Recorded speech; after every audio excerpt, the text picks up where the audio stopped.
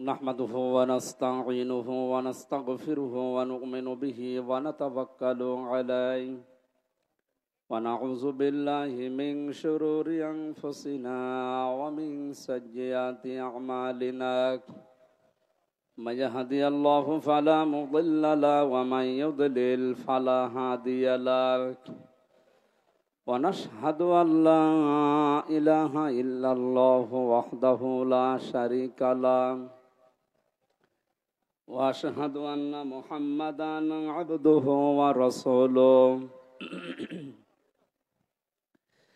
الذي أرسله بالحق بشيرا ونذيرا وداعيا إلى الله بإذنه وسراجا منيرا فقد قال الله تعالى في كلامه المجيد وبرهانه التوحيد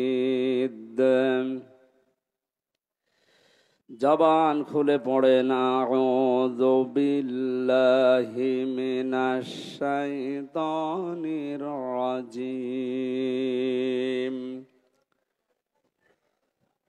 বিসমিল্লাহির রহমানির রহিম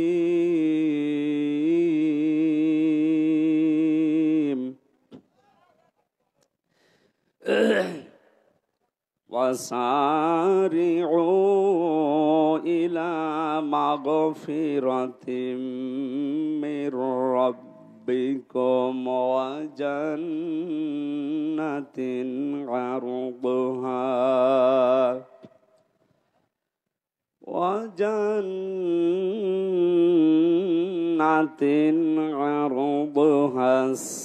السماوات والأرض أعدت للمتقين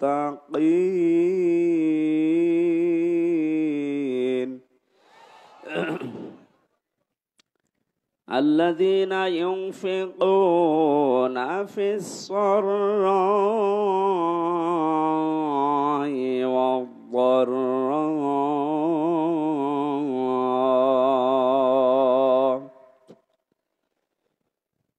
والكاظمين الغيظ والعافين عن الناس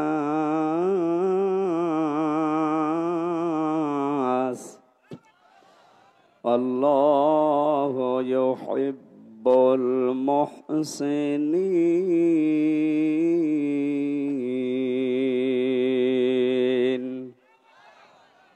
صدقت يا ربنا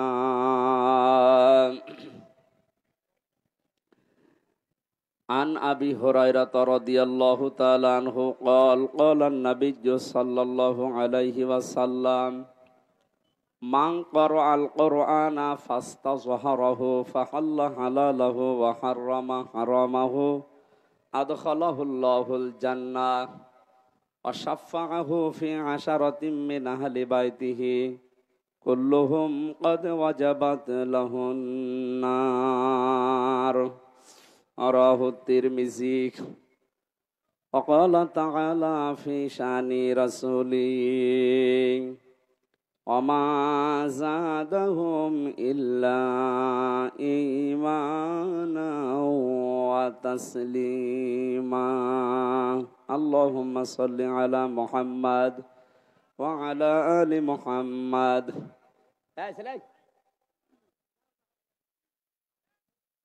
কথা বলেন কেমন করেন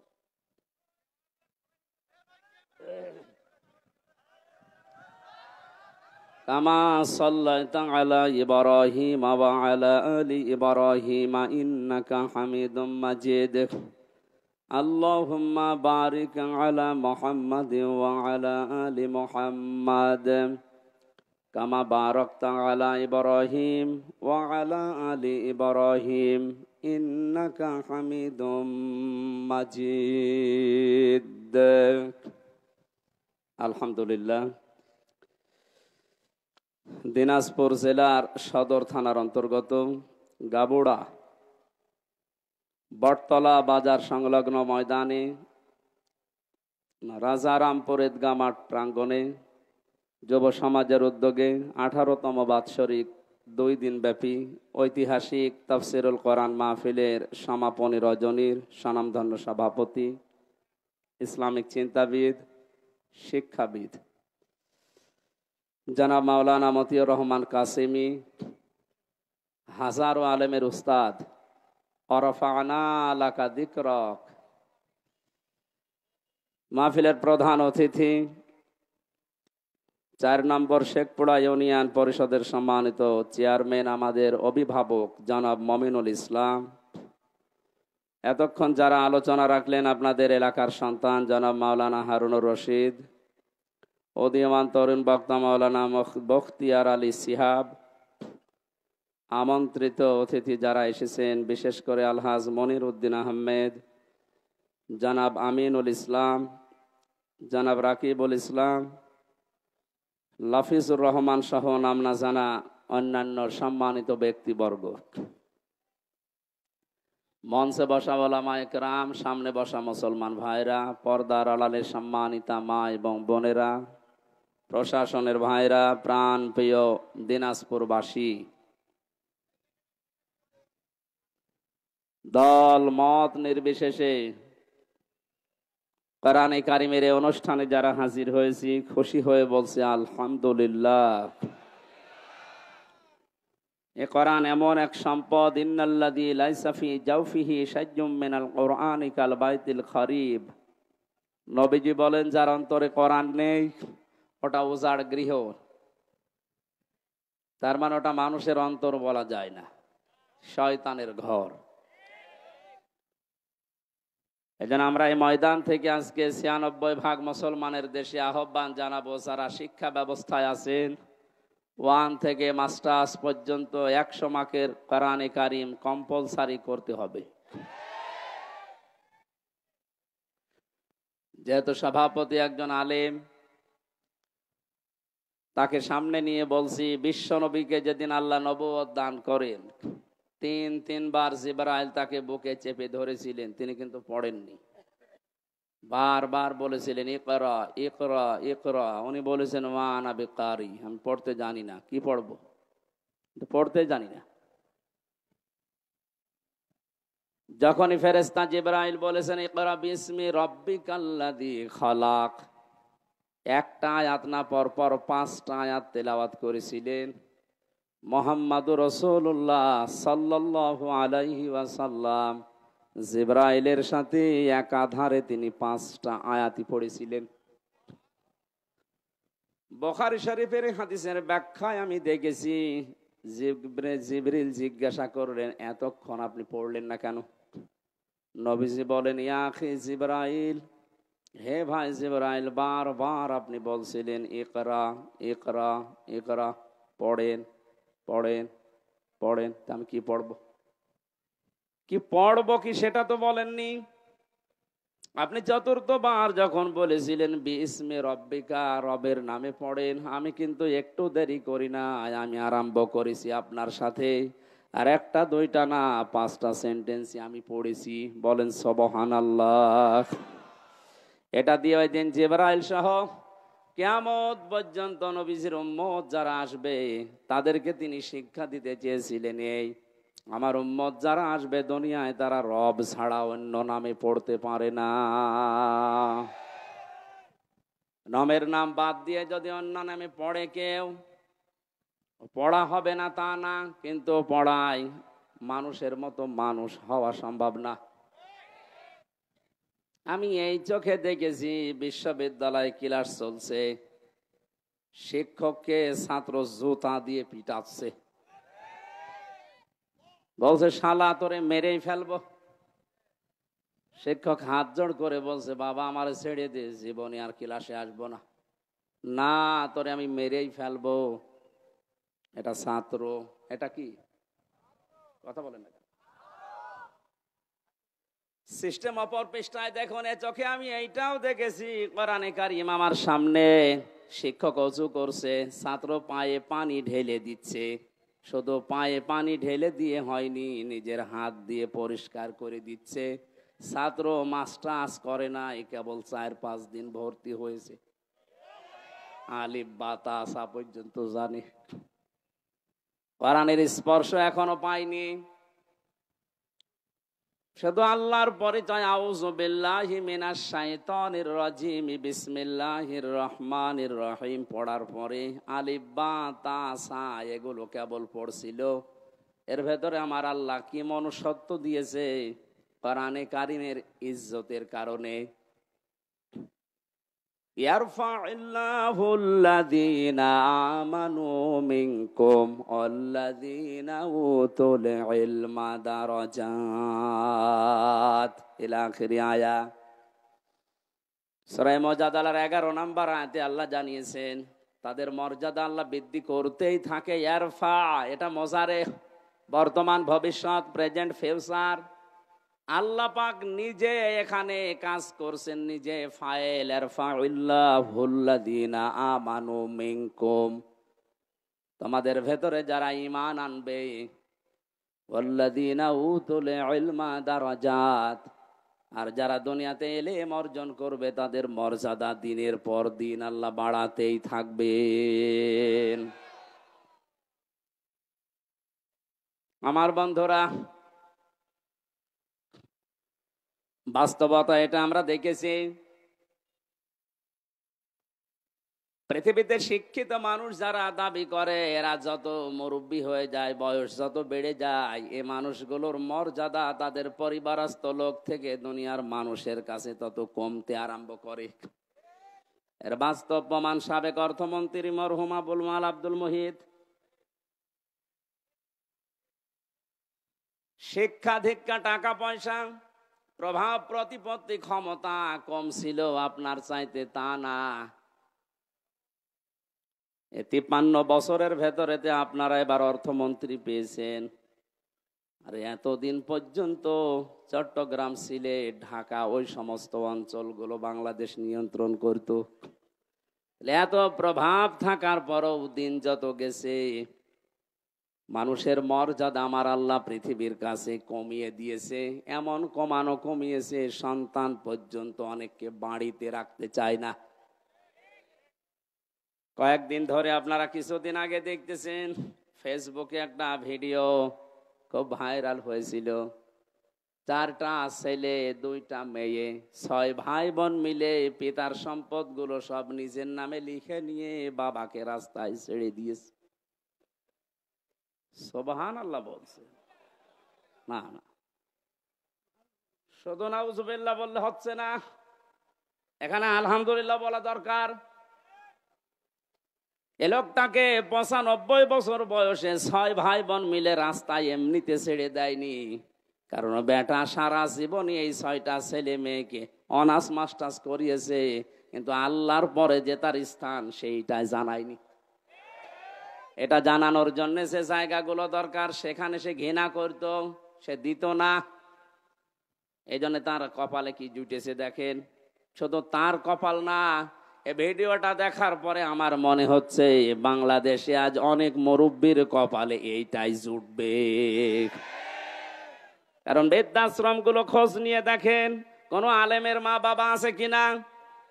কোরআন যারা জানে বসে পড়ে তাদের মা বাবা ওখানে আমি পাইনি। আমি যতগুলো বৃদ্ধাশ্রমে ঘুরে ঘুরে দেখেছি, আমার এই ছোট জীবনে প্রায় 25টার উপরে বৃদ্ধাশ্রম দেখলাম।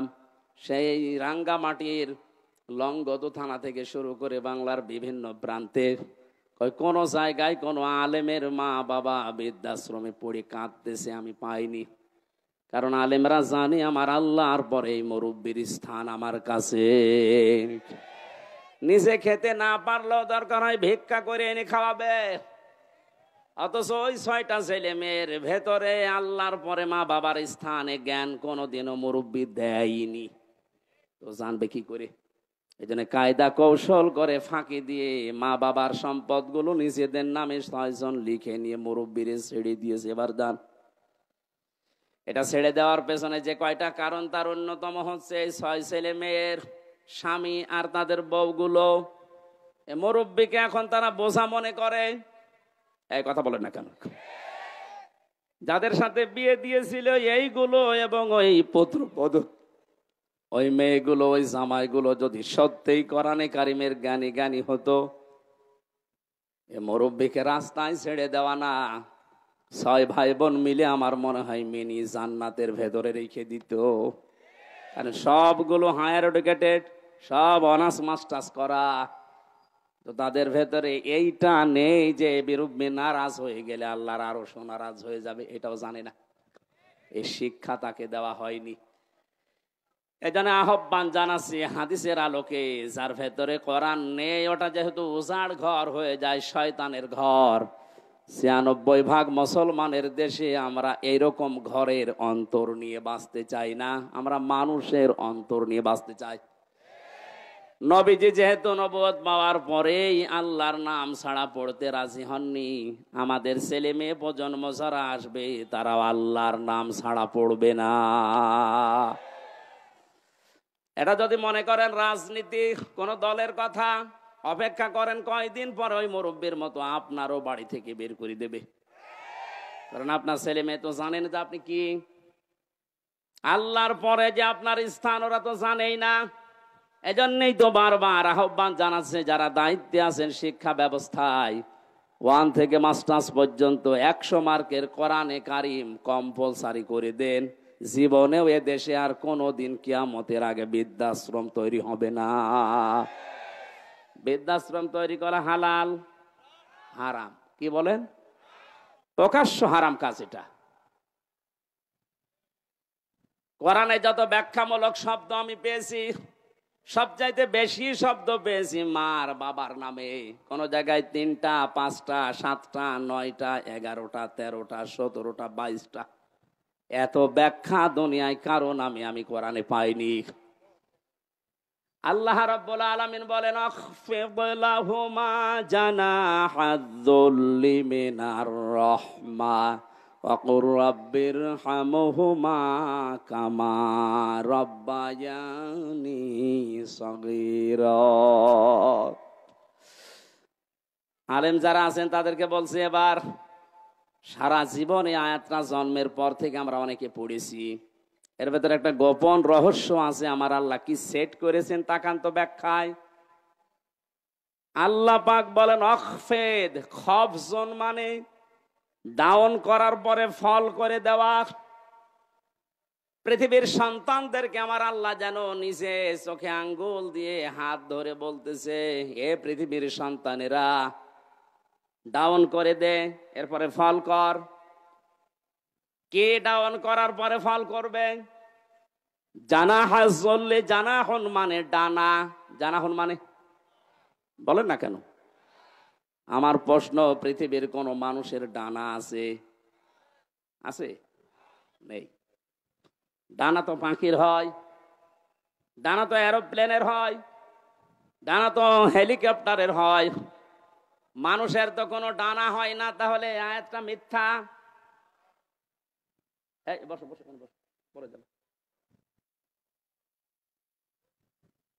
আল্লাহ এমন উদাহরণ সেট করলেন কেন যেটা বাস্তবের সাথে মিলছে না? তাহলে কোরআনে ভুল পাওয়া গেল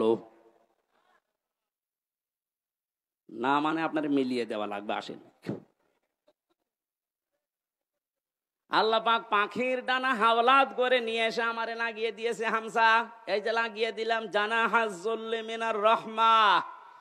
তোর ডানার যত রহমতের বিষয়গুলো আছে সব মা বাবার জন্য ডাউন করবি, এরপরে ফল করে দিবি।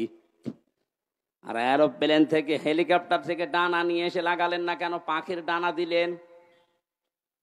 কারণ হেলিকপ্টারের ডানা ডাউন করার পরে ফল করলে আর উড়বে না। 2 নাম্বার, এ ডানার ভেতরে এমন শক্ত কিছু ধাতু দেওয়া আছে যেটা কোমল হওয়া, নরম হওয়া, সফট হওয়া কখনো সম্ভব না। কিন্তু পাখির ডানা আল্লাহ হাওলাত করেছিলেন এই কারণে, কারণ এর ভেতরে এমন কিছু পর আছে, পালক আছে যেটা সফট, নমর, কোমল। এমন একটা অবস্থা তৈরি হয় একটার সাথে আর একটা লাগলে, সিল যদি ছৌ মারে বাচ্চাগুলো, তখন মায়ের ওই ডানার নিচে যাবার পরে একটা কিচির মিচির শব্দ করে। বাংলাতে ওই শব্দকে বলা হয় অনির্বচন সুখ। কি বললাম? একটা অনির্বচন সুখ বাচ্চারা অনুভব করেন। আল্লাহ পাক ঠিক যেন পাখির এই বাচ্চাদের মতো আপনার মা আর বাবা যতদিন আপনি বেঁচে আছেন, আপনাকে বোঝাতে চেয়েছে হামজা, তোর মা বাবা যতদিন দুনিয়ায় আছে তারা যেন এই পাখির বাচ্চার মতো একটা সুখ তোর আন্ডারে থেকে পায়। তারা যেন মনে করে আমার হামজা বেঁচে থাকতে অন্তত আমাদের আর কোনো ঝামেলা নেই, আর কোনো চিন্তা নেই আমাদের। দিনাজপুরবাসী মন থেকে বলেন তো, আমাদের মা বাবা যারা দুনিয়ায় আছে এরা কি এই মনে করতে পারছে? 24 ঘন্টায় অনেকের মুরব্বীরা চিন্তায় থাকে, না জানি কখন ভাত বন্ধ করে দেয়। হ্যাঁ, এইসব রংপুরের এলাকার মানুষ সহজ সরল, তো এই জন্য কিছু টের পাচ্ছেন না। এ সহজ সরল মানুষগুলো মা বাবাকে খুব ভালোভাবে আদর যত্ন করে, এই জন্য আপনারা বুঝলেন না। এটা যদি আমি কক্সবাজারে বলতাম ওরা টের পেত। এত সম্মান, এত মর্যাদা, এত কিছু আল্লাহ দুনিয়াতে দিয়েছেন এই দুইজনের ব্যাপারে। নিজের ইবাদতের পরে নবীর নাম দেননি, আল্লাহ বলেছেন মার বাবার নাম। وَقَضَى رَبُّكَ أَلَّا تَعْبُدُوا إِلَّا إِيَّاهُ وَبِالْوَالِدَيْنِ إِحْسَانًا। আল্লাহ পাক বলেন, আমি ফায়সালা করে দিয়েছি, সিদ্ধান্ত নিয়েই ফেলেছি, রায় দিয়েছি। আমি আল্লাহর রায়কে, আমি আল্লাহ ছাড়া কারো ইবাদত করা যাবে না। পৃথিবীতে যাদের মা বাবা আছে তারা যেন তাদের সেবা করে, তাদের পেছনে খরচ করে, তাদের প্রতি ইহসান করে। এটা আমি বানালাম। বলেন আপনি ইহসান করবেন কি করে? তার একটা একটা করে আল্লাহ এখানে 5টা ব্যাখ্যা দিয়েছেন।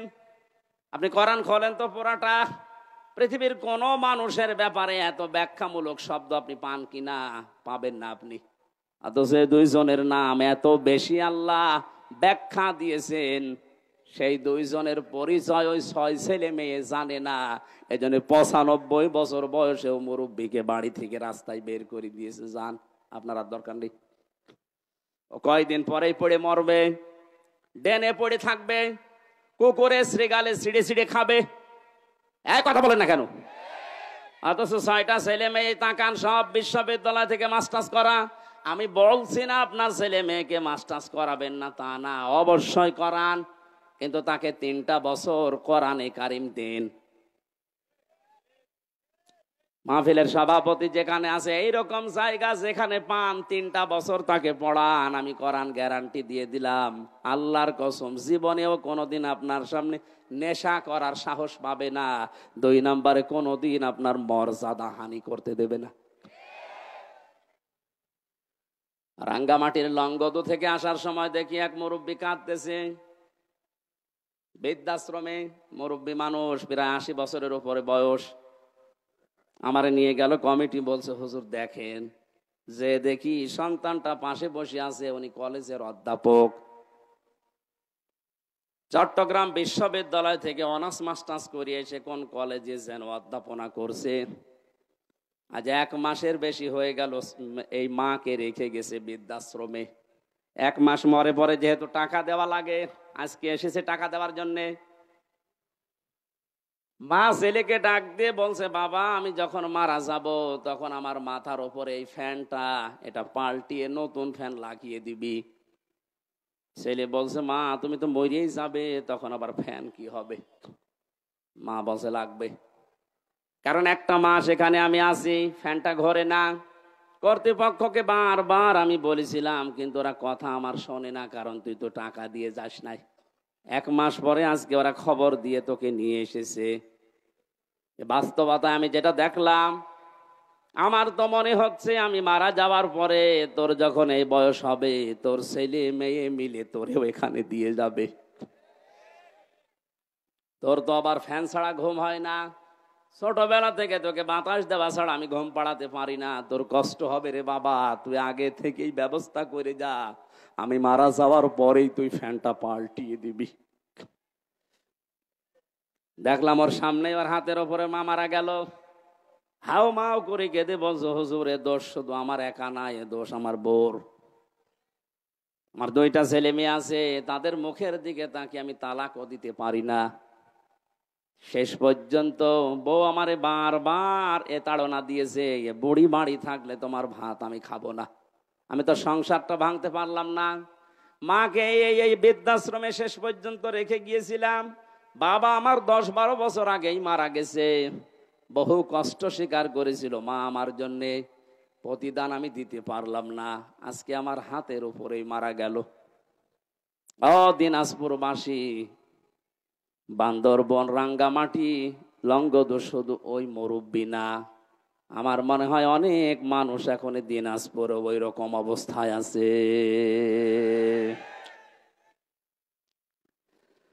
আমি যেটা বোঝানোর জন্য পর্যন্ত এসেছিলাম, ছেলে হোক মেয়ে হোক, আগে 3টা বছর তাকে কোরআনের সাথে পরিচয় করান।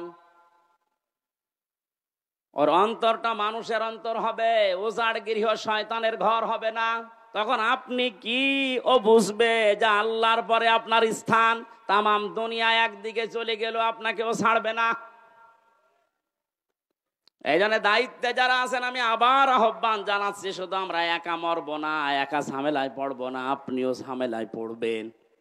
কোরআনে কারিমকে এখন কম্পালসারি করেন, আপনিও বাঁচবেন, আমরাও বাঁচতে পারবো। কথা বলেন ঠিক কিনা? যে কোরআন না থাকলে মানুষের হৃদয় আর হৃদয় থাকে না, শয়তানের ঘর হয়ে যায়, উজাড় গৃহ হয়ে যায়। সেখান থেকে বাঁচাতে আজকের এই যুব সমাজ কোরআন কিছু না কিছু হলেও আমাদের অন্তরে যেন প্রবেশ করে। আয়োজনে যারা আঞ্জাম দিয়েছে আমরা খুশি হয়ে ধন্যবাদ দিয়ে বলছি আলহামদুলিল্লাহ।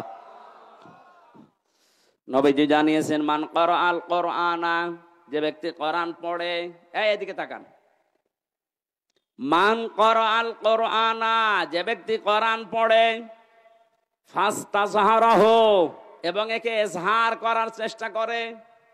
এজহার মানে, এজহার শব্দের শাব্দিক অর্থ 99টা। এজহার মানে স্পষ্ট করা, এজহার মানে প্রকাশ করা, এজহার মানে দাঁড় করানো, এজহার মানে প্রতিষ্ঠিত করা, এজহার মানে কায়েম করা। সবগুলো অর্থ একটা একটা করে অভিধানে মিলান আপনি পেয়ে যাবেন। সুতরাং যে ব্যক্তি কোরআন পড়বে এবং কোরআনকে কায়েম করার জন্য চেষ্টা চালাবে, কেন আল্লাহর নবী ফাস্তাযহারাহু দিলেন? নবীজি তো আমাদের মতো বাঁচাল ছিলেন, আন্দাজেই বকতেন নাকি? ওনার প্রতিটি কথার ভেতরে কোনো না কিছু লুকিয়ে আছে। এর পরের শব্দের দিকে তাকান, ফাহাল্লা হালালাহু ওয়া হারামা হারামাহু। এই যে ফা দিয়েছেন মাঝখানে, আগের 2টা শব্দ বলার পরে ফা দিয়ে বাক্য আরম্ভ করলেন কেন? হালাল হারামের কথা এখানে বলার কথা ছিল না।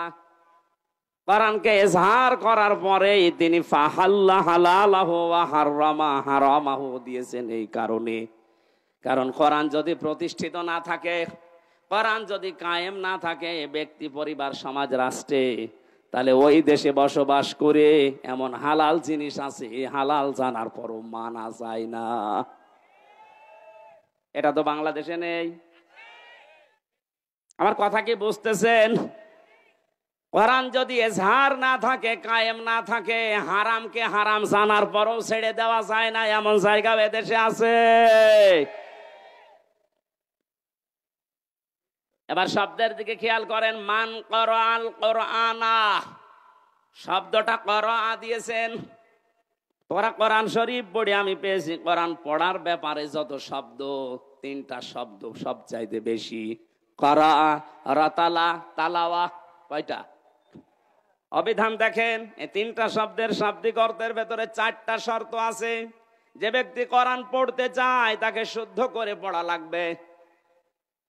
যে ব্যক্তি কোরআন পড়তে চায়, কোরআনকে তাকে বুঝতে হবে। আমি নাম নিলাম না, একজন মনে করেন এখানে আছে তার বাবা মারা গেছে, সভাপতি সহ আমার মতো আরো 5 জনকে নিয়ে বলছে, হুজুর কোরআন খতম করে দেন। ওরা কোরআন খতম করে ফেললাম। উনি আমাদেরকে খাবার দাবার, হাদিয়া, তোহফা, সম্মান দিয়ে বিদায় করবে না করবে না? বলেন না কেন? ওরা কোরআন শরীফ শেষ করে হাদিয়া তোহফা দিয়েছে, খাবার দাবার দিয়ে সম্মান দিয়ে বিদায় দেবে। হঠাৎ করে যদি মহতামিম সাহেব বলে, হুজুর ওই ভাইকে ডাকেন তো, আপনাকে বাড়িওয়ালা ডাক দিয়ে যদি বলি যে পুরা কোরআন শরীফ আমরা খতম করে ফেললাম, কিছু বুঝেছেন? উনি বলতে পারবে? যেহেতু আরবি ভাষায় পড়েছি, মাতৃভাষা আমাদের আরবি না, আপনি বোঝেননি। এবার একটা মাত্র আয়াত আপনাকে আমরা আরবিতে পড়ার পরে একটু বাংলায় শোনাবো, তারপরে আপনি হাদিয়া দেবেন, খাবার দেবেন, বিদায় করবেন। যা করেন আরো বেশি করে করেন। ওনার সামনে আরবি আয়াতটা তেলাওয়াত করেছে সুর দিয়ে, ফাহাল্লা হালালাহু ওয়া হারামা হারামা ওয়া হাল্লাল্লাহুল বাইআ ওয়া হারামার রিবা। এখনো পর্যন্ত উনি বুঝেছে? বলেন। বাংলায় যদি এবার বলি, এটাই আল্লাহ জানাতে চেয়েছেন, ব্যবসা তোমাদের জন্য হালাল আর সুদ হারাম। আপনি তো এতক্ষণ পর্যন্ত বাবা মরে গেছে এই জন্য আমাদেরকে কোরআন খতম করালেন, কিন্তু আপনি তো সুদ খান। এবার যা টাকা দিয়েছিল, খাবার দিয়েছিল, সব পিটিয়ে বের করবে। কথা বলছেন কেন? আর সম্মান এতক্ষণ যা দিয়েছিল বলবে কি আপনি আমার গোপন জায়গায় হাত দিলেন, টাকা আপনাকে দিচ্ছি, দাঁড়ান। যেহেতু আমাদের মাতৃভাষা আরবি না, এই জন্য আমরা হয়তো বুঝি নাই। গালি দিলে অনেকে মনে করে শুধু দোয়া করছে, কিন্তু এই শব্দটাই আবু জেহেল আবু লাহাবের সামনে যখন নবীজি পড়তেন, ওরা সুদের মহাজন ছিল। কি ছিল? ওরা বুঝে ফেলেছে যে মোহাম্মদ কি বলতে চায়। তখন আর বাংলা, ইংরেজি, আরবি, ফার্সি, উর্দুতে ব্যাখ্যা করা লাগতো না। আরবি পড়লেই ওরা বুঝতো, কারণ ওদের মাতৃভাষায় আরবি। বাস্তবে বাংলাদেশে এমন অনেক জায়গা আছে, হালালকে হালাল জানার পর, হারামকে হারাম জানার পরেও মানা যায় না। কোরআন যেহেতু এজহার নেই, এই জন্য আমরা মুসিবতে আছি। কোন মানুষ যদি কোরআন পড়ে এবং কোরআনকে বোঝে, যতটুকু বুঝবে তার উপরে ততটুকু বাস্তবে মেনে চলার চেষ্টা চালাবে। সাহাবা একরামের 2 পারা 3 পারা পড়তে সারা জীবন লেগে যেত। সূরা নাস আর ফালাক পড়তে হযরতে ওমরের 11 দিন লেগেছিল, তার জীবনীতে পেয়েছি। অথচ আমারে পড়তে দেন সূরা নাস আর ফালাক, আমি 3 মিনিটে শেষ করে ফেলবো। তাহলে হযরত ওমর মনে হয় পড়তে পারতেন না, তাই তার এত সময় লাগলো কোন কারণে? যে আয়াত পড়তেন ওইটা তার প্র্যাকটিক্যাল লাইফে মিলাতেন। কুল আউযু বিরাব্বিন নাস। আল্লাহ পাক বলেন, নবী আপনি বলুন আমি আশ্রয় চাই মানুষের রবের কাছে। এখন রব কি? রবের অর্থ প্রধানত 19টা। উনি 19টা বিষয় নিজের জীবনে মিলিয়ে দেখতেন। রব মানে আইনদাতা, রব মানে প্রতিপালক, রব মানে উকিল, রব মানে এরকম যত আছে মিলাতেন, দেখি আমার জীবনে মেলে কিনা। যখন দেখতেন রব মানে আইনদাতা, আমার জীবনে আল্লাহর আইন আমি যতটুকু ওই সমর্থ আমি মানতে পারছি। রব আমার রিজিক দাতা, আমি আল্লাহ বাদে অন্য কাউকে রিজিকের উপরে ভরসা করি না, মানিও না। একটা একটা করে 19টা মিলিয়ে ফেলতেন। তখন বলতেন পরবর্তী আয়াত দেন, মালিকিন নাস। আমরাও তো কোরআন এইভাবেই পড়ি। তার 11টা আয়াত পড়তে 11 দিন সময় লেগে যেত এইভাবে মিলাতে। আর আমাদের এক খতম করতে দেবেন, 11 ঘন্টায় পুরা কোরআন পড়ে শেষ করে আর এক খতম শুরু হবে। এখানে কোরআনের ব্যাখ্যায় আমি যতগুলো অর্থ পেয়েছি, অভিধানে 4টা শর্ত সব জায়গায় লেখা আছে। কেউ যদি কোরআন পড়তে যায় সে যেন শুদ্ধ করে পড়ে। অরাতিলিল কোরআন তারতিলা, এ নির্দেশ কার? আরো জোরে বলেন। 2 নম্বরে কোরআন শুধু পড়লে হবে না, আফালা ইয়াতাদাব্বারুনাল কোরআন। কি হয়েছে তোদের? কোরআন নিয়ে কেন চিন্তা ভাবনা করো না? না বুঝলে আপনি চিন্তা করবেন কি দিয়ে? 3 নম্বরে এটা আপনার প্র্যাকটিক্যাল লাইফে আপনি মেলাবেন, বোঝার চেষ্টা চালাবেন। 4 নম্বরে যতটুকু বুঝেছেন এটা যেন মানুষ মানতে পারে সেই ব্যবস্থা করে দেবেন। এই 4টা শর্তের নাম হচ্ছে কিরাআহ। 4টার নাম কি?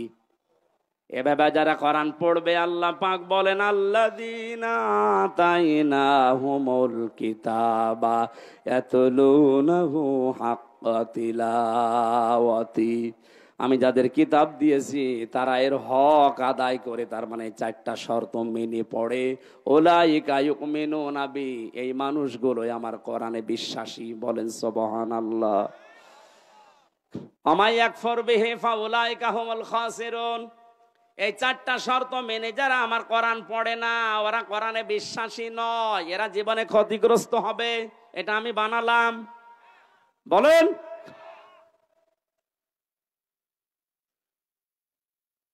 কুষ্টিয়া বিশ্ববিদ্যালয়ে প্রথম যখন ফার্স্ট ইয়ারে 10 সালে ভর্তি হয়, ওই সময় কুষ্টিয়ার মডেল থানার ওসি আসাদুজ্জামান আমাকে বলেছিল, হুজুর আমারে পড়ান। কি কোরআন তো আপনি ভালোই পড়তে পারছেন না? ওনার প্রথম বললাম সূরা ফাতিহা পড়ে শোনান তো, একেবারে গ্রামার যা আছে সব ওনার প্রায় আয়ত্ত আছে। সুন্দর করে তেলাওয়াত করে আমারে শুনিয়েছে। বললাম আপনারে পড়াবো কি? পড়াতে হচ্ছে। উনি আমারে বলছে না, আপনি যেভাবে আরবি পড়লে অর্থ বোঝেন, আমারে ওই কায়দা করে দিন।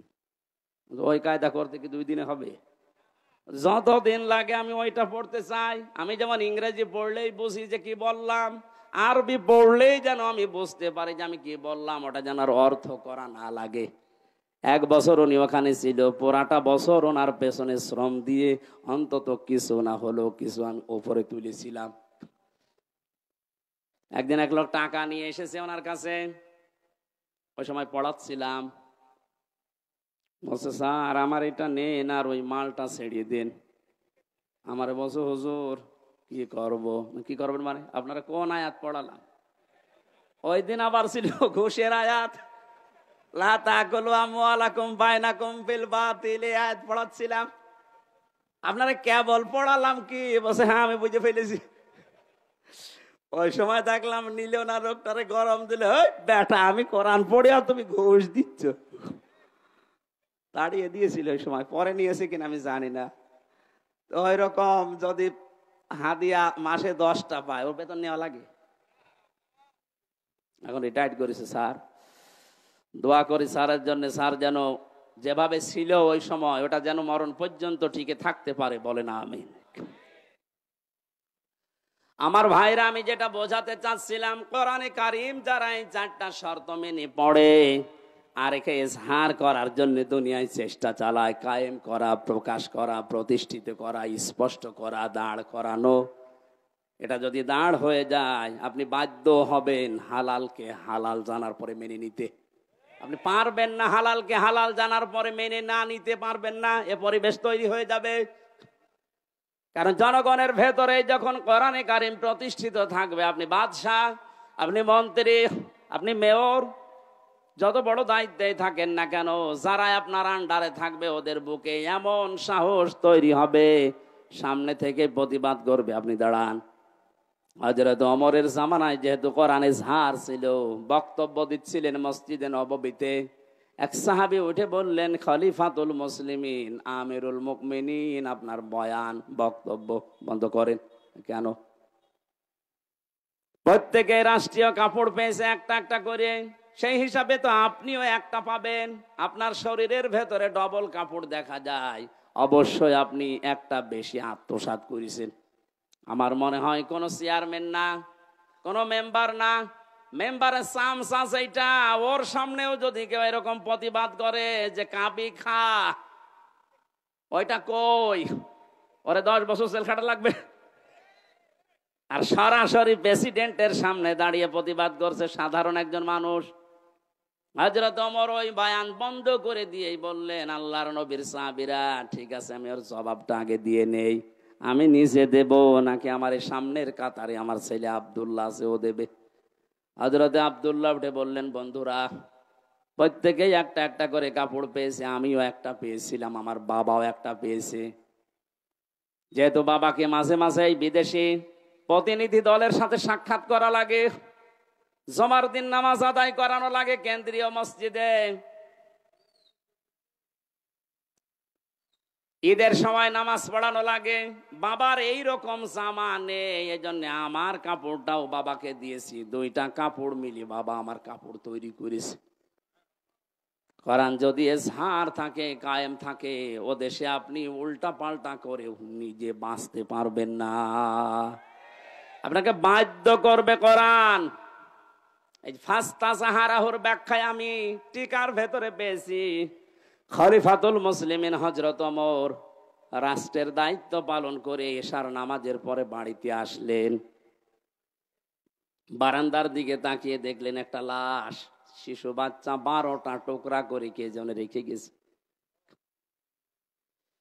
চিন্তায় পড়ে গেলেন, ডাক দিয়ে বলে, আমার দেশে কোরআনের বিচার চলছে, আর আমার ঘরের বারান্দায় একটা মাসুম বাচ্চাকে 12 টুকরা করে কে রেখেছে, এর বিচার না হওয়া পর্যন্ত আমার নিস্তার নেই। তদন্ত কমিটি গঠন করলেন, 3 দিনের ভেতরে রিপোর্ট দেবে। মানুষ পায় না, রিপোর্ট দেবে কি? হযরত ওমরের চিন্তায় খাওয়া দাওয়া বন্ধ হয়ে গেছে। কি হয়ে গেল? আমার দেশে একটা অবৈধভাবে মানুষ মারা গেল, তাও একটা নিষ্পাপ মানুষ, আমি কিছুই করতে পারলাম না এতক্ষণ পর্যন্ত। পৃথিবীতে মুসলমান 57টা দেশ, এখন প্রতিটি রাষ্ট্রের যারা দায়িত্বে আছে, আমাদের দেশে যেমন 1634 জন মানুষ আছে, এদের যদি অনুভূতি, এদের যদি আকল হযরতে ওমরের মতো এভাবে কাজ করত যে আমার দেশে আমি আছি দায়িত্বে, আর বিনা কারণে অবৈধভাবে একটা লাশ পড়ে গেল, আমি কিছুই করতে পারলাম না, কিয়ামতের আগে এই দেশে অবৈধ কোনো লাশ কোনো জায়গায় পড়ে থাকতো না।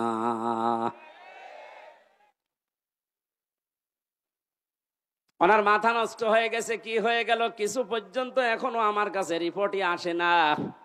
হঠাৎ করে এক মুরব্বীকে সঙ্গে নিয়ে যুবতী একটা মেয়ে এসেছে, ডাক দিয়ে বলে, খলিফাতুল মুসলিমিন, যে লাশটা আপনার বারান্দায় ছিল ওটা আমার নিজের বাচ্চা, আমি ওরে টুকরা টুকরা করেছি। হযরত ওমর ডাক দিয়ে বলেন, মেয়ে কি বলো, বুঝে শুনে বলো, পরবর্তীতে কি হবে তুমি জানো? মানুষ হত্যা করার যে বিচার কোরআনে আছে সূরা বাকারায়, বলে হ্যাঁ আমি নিজেও কোরআনের হাফেজা, আমি নিজে জানি যে এর বিচার কি হবে। আপনার যা আছে কোরআনে আপনি শুরু করেন না, আমি এমনিতে শুরু করতে পারি না। হযরত ওমর তারপরেও তিনি সব শুনলেন গোড়া থেকে শেষ পর্যন্ত, দেখলেন মেয়েটার কোনো দোষ এখানে নেই, যেহেতু মানুষও নিজের ইচ্ছা করে হত্যা করেছে, এই কারণে তার শাস্তি দেওয়া হবে। আগেরটা আমি বলছি পরে। রায় ঘোষণা হয়ে গেছে সূরা বাকারার 177-78 নাম্বার আয়াত অনুযায়ী, কুতিবা আলাইকুমুল কিসাসু ফিল কাতলা, এই আয়াত অনুযায়ী তিনি রায় দিলেন। হঠাৎ করে 3 জন যুবক এসে বলে, খলিফা বিচারের রায়টা একটু থামান, ও দোষ ওই মেয়েটার না, ও দোষ আমাদের।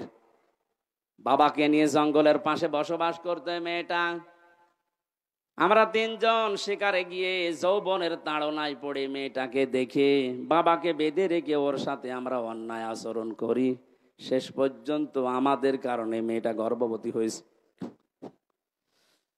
যদি বিচার করা লাগে তাহলে আমাদের করেন। হযরত ওমর 4 জনকে সামনে নিয়ে ধমক দিলেন, কি এই 3 দিন কোথায় ছিলে? আমার এত বড় টেনশনের ভেতরে রাখলে কারণ কি? আমি চিন্তায় আমার খাওয়া দাওয়া ঘুম বন্ধ হয়ে গেছে। 3 দিন ভেতরে আসলে না, এখন হঠাৎ করে সব একটা একটা করে বের হচ্ছে। যুবকেরা বলছে, খলিফাতুল মুসলিমিন, আমরা যে সময় অন্যায় করেছিলাম ওই সময় আসতে চেয়েছিলাম,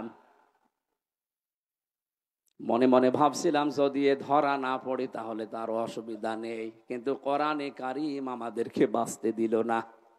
যেখানে যায় আমাদের কোরআন শান্তিতে থাকতে দেয় না, বারবার পেছনে যেন তাড়া করে বেড়ায় আমাদের বিবেকের ওপরে। যেটা করেছো যদি এই গুনার বিচার দুনিয়ায় না হয়, কিয়ামতে আল্লাহ এই পাপের বিচার ডবল করে করবে। দিনাজপুরবাসী একটা করে মনে রাখবেন, ইসলামের 500 শরীয়তের যে বিধান আছে, এটা যদি কারো দ্বারা লঙ্ঘন হয়ে যায়, যদি ওই বিচার দুনিয়াতে কোরআন অনুযায়ী আপনি না পান, না করতে পারেন, কিয়ামতের দিন কিন্তু ওই বিচার আল্লাহ ডবল করে করবে। কথা বুঝতেছেন? আমরা আর পারলাম না, কোরআন আমাকে তাড়া দিয়ে এই জায়গায় এনেছে, আপনি বিচার আমাদের করেন, মেয়েটাকে ছেড়ে দেন। হযরত ওমর বললেন, না, মেয়েটাকে আমি ছেড়ে দিতে পারতাম, কিন্তু যা বলেছে শেষে এসে সজ্ঞানে স্বইচ্ছায় নিজের বাচ্চাকে নিজে টুকরা টুকরা করিস, এই কারণে। মেয়েটা এবার বলে, খলিফা আপনি তো এতক্ষণ শুনেছেন আমাদের দোষ না, আমার কোনো দোষ আসলে ছিল না, আমি তো নিরীহভাবে বসবাস করছিলাম। যুবকরা যৌবনের তাড়নায় শয়তানের ধোকায় পড়ে আমার ইজ্জত সম্ভ্রম নষ্ট করেছে। গর্ভবতী হওয়ার পরে বাচ্চাটা দুনিয়ায় এসেছে, মনে করলাম মাসুম বাচ্চা, এর তো দোষ নেই, কিন্তু এর জন্ম তো ঠিক নেই। আমি কোরআনে কারিমের হাফেজা, আমার পড়া কোরআন আয়াত আছে। কোরআন আমাকে বারবার ডাক দিয়ে বলে অতুল্লিম বাদা যালিকা সানিম। আল্লাহ পাক জানিয়েছেন এই পৃথিবীতে কোরআনের ডাইরেক্ট ইনডাইরেক্ট যারা বিরুদ্ধে আছে তাদের 9টা গুণ আয়াতের পরবর্তীতে আছে। তাদের চরিত্রের ভেতরে 9টা গুণ পাওয়া যায়। 1 নম্বরে আপনি যখন দেখবেন কোরআনের বিরুদ্ধে ডাইরেক্ট হোক ইনডাইরেক্ট হোক কেউ যদি অবস্থান নেয়, ওটা সানিম, বদমেজাজি, ওটা যার সন্তান। আমি তো দেখতে পেলাম এর বাবা ঠিক নেই। এর বাবা তো একজন না কয়জন, 3 জন বাবা মিলে ওরে জন্ম দিয়েছে, ওটা যার সন্তান। ও আমার পেটে এসেছে, তাতে কি জন্ম হয়েছে, বড় হওয়ার পরে আমার পেটের সন্তান কোরআনের বিরুদ্ধে অবস্থান নেবে, আমি মা হয়ে দেখব, তখন তো আমি মুরব্বী হয়ে যাবে, ওরে কিছু বলতেও পারবো না। এই জন্য ছোটবেলায় ওরে বিদায় করে দিলাম যেন আমার পেট থেকে পড়ে কোরআনের বিরুদ্ধে না যায়। আপনি এই কারণে আমার বিচার করেন। আমি ঘটনা বলা উদ্দেশ্য না। ফাস্তা জাহারাহ পড়তে যে আমি পেয়েছিলাম, কোরআন যদি এজহার থাকে, কোরআন যদি কায়েম থাকে, আমরা গুনাহগার, গুনাহ আমরা করবই, কারণ এটা আমাদের অভ্যাস, আমাদের স্বভাব। কিন্তু কোরআন আপনাকে বেঈমান হয়ে মরতে দেবে না। গুনাহ করলেও দুনিয়া থেকে বিদায় নেওয়ার আগে এমন কায়দা, এমন কৌশলে, এমন জায়গায় ফেলবে আপনি যেন নিষ্পাপ হয়ে মারা যেতে পারেন, মরণের পরে এই পাপের শাস্তি যেন আর পাওয়া না লাগে। এজন্য কোরআনে কারিম যদি আমরা ইজহার করার চেষ্টা করি, হালালকে হালাল আমরা মানতে পারবো, হারামকে হারাম জানার পরে আমরা মানতে পারবো। আর যদি ইজহার না থাকে, আপনি যতই সফিগিরি করেন, এই যে টুপিটা মাথায় দিয়েছি মনে করছেন অনেক সুন্দর লাগছে দেখতে, এর ভেতরে সুদ আছে।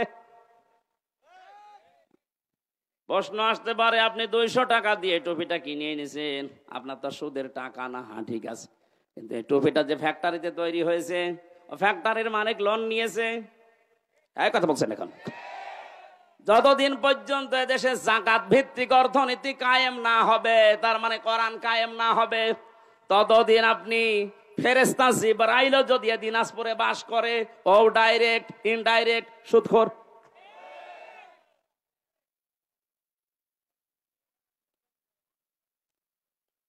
কোরআন যে পড়ে, কোরআনকে দাঁড় করানোর জন্য চেষ্টা চালাবে, আর হালালকে হালাল জানার পরে মেনে নেবে, হারামকে হারাম জানার পরে মেনে নেবে। আল্লাহর নবী বলেন আদখালাহুল্লাহুল জান্নাহ, আল্লাহ তাকে জান্নাতে দিয়েই দিয়েছে, না দেবে না। না আপনি আলেম, এখানে বসে আছেন আলেমেরা। আদখালাহুল্লাহুল জান্নাহ, আল্লাহ তাকে জান্নাতে দিয়েছে না দেবে? দিয়েছে। আদখালা ইদখিল, এটা মাজির সিগা, অতীতের শব্দ। নবীজি কেন দিয়েছেন? তার মানে সত্যি যদি কেউ কোরআন ওই 4টা শর্ত মেনে পড়তে পারে, আর কোরআনকে জাহার করার জন্য, দাঁড় করানো, প্রতিষ্ঠা করার জন্য সারা জীবন চেষ্টা চালায়, হালালকে হালাল জেনে হারামকে হারাম মনে করে যদি ছেড়ে দিতে পারে, ও যেন বিশ্বাস করে নেয় আল্লাহ তাকে জান্নাতে দিয়ে দিয়েছে। বাড়ি যাওয়ার পরে খেয়ে দিয়ে সুবহানাল্লাহ বলবেন। কি বললাম আপনি টের পাচ্ছেন? শুধু এতটুকু নবীজি শেষ করেননি।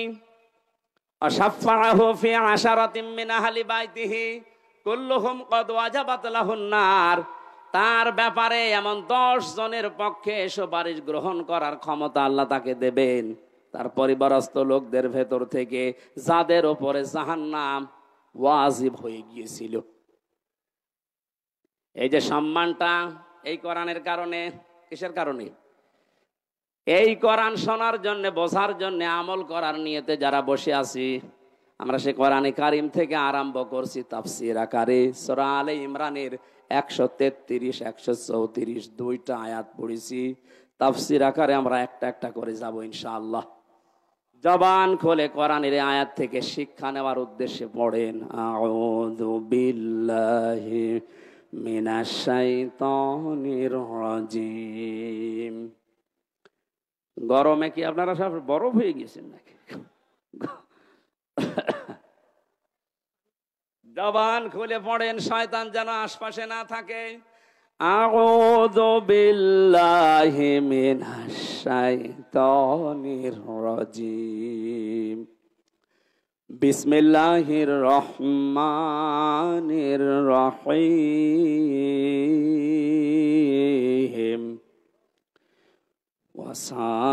وسارعوا إلى مغفرة من ربكم وجنة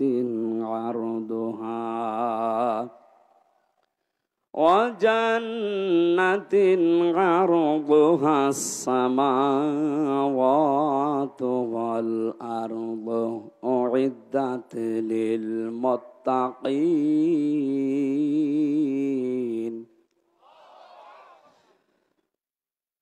অনেকগুলো বিষয় ছিল, শানে নজুল ছিল, ঐতিহাসিক প্রেক্ষাপট, নামকরণ সব আমি বাদ দিয়ে দিলাম, যেহেতু গরমে আমার ভেতরে ঘেমে একেবারে শোধ চলছে, এত বাতাস হচ্ছে তারপরও ঘেমে যাচ্ছে। খুব তাড়াতাড়ি শেষ করব বলে আমি আয়াতের দিকে এগিয়ে যাচ্ছি সরাসরি তাফসিরে। আল্লাহ পাক বলেন, সারিউ, তোমরা দৌড়াও। একা একা দৌড়াও না, সবাই।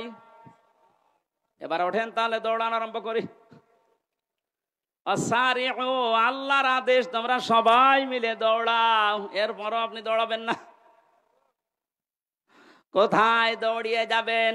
ইলা মাগফিরাতিম মির রাব্বিকুম, তোমাদের রবের ক্ষমার দিকে দৌড়াও। পৃথিবীতে সব চাইতে বড় সম্পদ মুমিনের জন্য আল্লাহর ক্ষমা। আমি নিজে সহ যারা আলেমরা বসে আছে তাদেরকে বলছি, কিয়ামতের ময়দানে আল্লাহ যে বিচার ব্যবস্থা তৈরি করবে, আল্লাহর বিচারের সিস্টেম হবে তিনটা। কয়টা? বলেন বলেন। এক নম্বরে, আমার আল্লাহ যদি ন্যায় বিচার করে কেউ বাঁচতে পারবে না। কথা বলেন না কেন? আল্লাহ রাব্বুল আলামিনের বিচারে কোনো অবিচার বলতে কিছু নেই। দরকার নেই। আল্লাহর বিচারে কোনো অবিচার, আরে জবাব দেন না কেন? আল্লাহর বিচারে অবিচার আছে? ন্যায় বিচার করলে কেউ বাঁচবে না। অবিচারও নেই, ন্যায় বিচার করলেও বাঁচবেন না। করবে কি? আল্লাহ পাক যদি ক্ষমা করে দেয় দয়া করে কাউকে, তার গফফার নামের খাতিরে, এই লোকটাই শুধু জান্নাত পাবে। নবীজি মাঝে মাঝে বলতেন, আল্লাহর ক্ষমা ছাড়া কেউ জান্নাত পাবে না। সাহাবীরা বলেন, হে নবী আপনি? নবীজি কেঁদে কেঁদে বলতেন, সাহাবীরা আমিও আল্লাহর দয়া ছাড়া, ক্ষমা ছাড়া জান্নাত পাবো না। এই জন্যই আল্লাহ আয়াতের প্রথম শব্দে দিয়েছেন, দৌড়াও আল্লাহর ক্ষমার দিকে। এটা যদি সত্যিই তুমি না পাও, আমার যে বানানো বাগান, যে জান্নাত, ওইটার আশা তুমি করতে পারো না। কাবা শরীফ যারা তাওয়াফ করে, সভাপতি যেহেতু হাজী সাহেব, ষষ্ঠ চক্করে আমরা সবাই মিলে একটা দোয়া পড়ি আল্লাহর কাছে, আল্লাহুম্মা ইন্না আলাইয়া হুকুকান ফিমা বাইনি ওয়া বাইনিকা। আর অনেকগুলো কথা আছে। আল্লাহকে কাবার সামনে নিয়ে বলা হয়, রব্বুল আলামিন তুমি আমার মালিক, আমি তোমার গোলাম। মালিক আর গোলামের ভেতরে অনেক দেনা পাওনা আছে। আমি গোলাম হিসাবে, তুমি মালিক, যা দেবে তো সব দিয়েছো, নেই থেকে তুমি আমাকে হামজা বানিয়েছো। উল্লেখ করার মতো আমি চেয়ারম্যান, কিসের চেয়ারম্যান? আমি উল্লেখ করার মতো কিছু ছিলাম না। ওনার বয়স যদি এখন 50 বছর হয়, 51 বছর আগে উনি কিছু ছিল দুনিয়ায়? এই কথা বলে না কেন? হাল আতা আলাল ইনসানি হিনুম মিনাদ দাহারি লামে ইয়াকুন শাইআম মাযকুরা। মানুষের জীবনে কি এমন সময় অতিবাহিত হয়নি যখন সে আলোচনা করার মতো, উল্লেখ করার মতো কিছু ছিল না? মায়ের গর্ভের ভেতরে যখন বাবার এই নাপাক পানিটা দ্রুত গতিতে এসে পড়ে, বিজ্ঞান এখন কম্পিউটারে দেখতে পাচ্ছে এই পানিটা বাবার স্ফলিঙ্গ দিয়ে দ্রুত গতিতে বের হয়ে মায়ের রেহেম পর্যন্ত যাওয়ার যে রাস্তাটা, এখানে কমপক্ষে 40,000 মানুষ তৈরি হতে পারে। মায়ের জরায়ুর দেওয়ালের সাথে কেউ ধাক্কা লেগে বিভিন্ন কায়দায় পড়ে মরে মরে যায়, ওখানে যে পৌঁছায় শুধু হামজা একা। আমি পৌঁছানোর পরে 40 দিন এভাবে করে বিভিন্ন রূপ আমাকে আল্লাহ নিজে দান করেন। ওয়াজআলা লাকুমুস সামআ ওয়াল আবসারা ওয়াল আফইদা। সূরা নাহাল 14 নম্বর পারা 14 নম্বর পৃষ্ঠার 14 নম্বর লাইনের 78 নম্বর আয়াতের মাঝের অংশে আছে। আল্লাহ বলেন শ্রবণ শক্তি, দর্শন শক্তি, বাক শক্তি, আকেল শক্তি আর ঘ্রাণ শক্তি, এই 5টা আমি আল্লাহ আমার রব নামের কারণে হামজাকে দিয়েছি। বাবার যে নাপাক পানিটা বের হয়েছিল, বিজ্ঞান এখন প্রমাণ করছে এই নাপাক পানিটা দিয়ে মহান আল্লাহ এই যে 40 দিন পার হয় মনে করছেন এমনি এমনি না, এটা দিয়ে আল্লাহ 4টা জিনিস 340 ভেতরে তৈরি করে ফেলেন। চুল, রক্ত, হাড় আর পর্দা, রক্ত, গোশত, চর্বি আর চামড়া। মায়ের রেহেমে যে নাপাক পানিটা ছিল ওইটা দিয়ে 4টা, বাবারে নাপাক পানি দিয়ে 4টা, 8টা জিনিস এক হয়। আপনি 8 জিনিস দিয়ে জীবনও মানুষ বানাতে পারবেন না। কমপক্ষে মানুষ বানাতে হলে 13টা জিনিস লাগবে। কয়টা বলেন বলেন? এটা তাফসিরে, আধুনিক তাফসির যেগুলো আছে এগুলো কম্পিউটারের সাথে মিলিয়ে দেখবেন, পেয়ে যাবেন।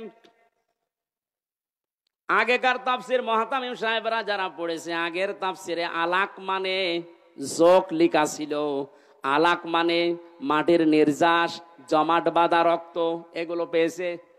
আধুনিক তাফসির যেগুলো বের হচ্ছে কম্পিউটারের সাথে মিলিয়ে দেখবেন, আলাক মানে শুধু জমাট বাঁধা রক্ত না, আলাক মানে ঝুলন্ত।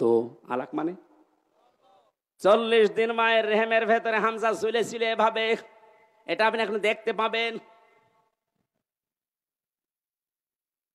আমি যেহেতু ওই আয়াত পড়ি না, এই জন্য ওই দিকে যাচ্ছি না। 40 দিনে 6 মাস যখন হয়ে যায় মায়ের পেটে, তখন আমার খাবারের প্রয়োজন দেখা দেয়। পৃথিবীর কোনো মানুষ আমাকে ওই জায়গায় খাবার দেয়নি। মহান আল্লাহ তার রব নামের খাতিরে না চাওয়ার আগেই খাবার পৌঁছিয়ে দিয়েছে। আল্লাহ রাব্বুল আলামিন বলেন 13টা জিনিসের ভেতরে যেহেতু 8টা পেয়েছি, এখনো 5টা লাগবে। আমি যে রব নাম নিয়েছি, এই জন্য রবের কারণে তোরে 5টা জিনিস ফিরিয়ে দিয়েছি। তার ভেতরে শ্রবণ শক্তি, দর্শন শক্তি, বাক শক্তি, আকেল শক্তি আর ঘ্রাণ শক্তি। একটাও যদি কম দিতাম দুনিয়ায় আসতে কিন্তু অপূর্ণাঙ্গ হয়ে আসতে পারতে না। হ্যাঁ, আমরা পৃথিবীতে এসে হয়তো এগুলো অনেকে নষ্ট করে ফেলি। এই যে আমার কানটা আজ 2 দিন আমি নষ্ট করে ফেলেছি। এই ভক্তবিন্দু যারা আছে এরা আদর করে আমার আইসক্রিম খাওয়িয়েছে। এই 2 দিনে এই সমস্ত দই খাওয়িয়েছে ফ্রিজের। আমি খেতে চাই না, মানে না হুজুর খান, অসুবিধা নেই। খেয়ে এখন দেখছি কানে আর কিছু শুনছি না। এই যে দুনিয়ায় এসে আমি নষ্ট করেছি এগুলো বিভিন্ন পরিবেশের কারণে, না আল্লাহ নষ্ট করে দিয়েছে? বলেন। এই যে তীব্র গরম চলছে, এটা আল্লাহর দোষ। যাহারাল ফাসাদু ফিল বাররি ওয়াল বাহরি বিমা কাসাবাত আইদিন নাস লিইউযিকাহুম বা'দাল্লাযী আমিলু লাআল্লাহুম ইয়ারজিউন। সূরা রোমের 41 নম্বর আয়াতে আল্লাহ জানিয়েছেন, জলে স্থলে যে বিপর্যয়গুলো দেখতে পাচ্ছ একটাও আমি আল্লাহ পাঠাই না, সব তোমাদের হাতের কামাই করা।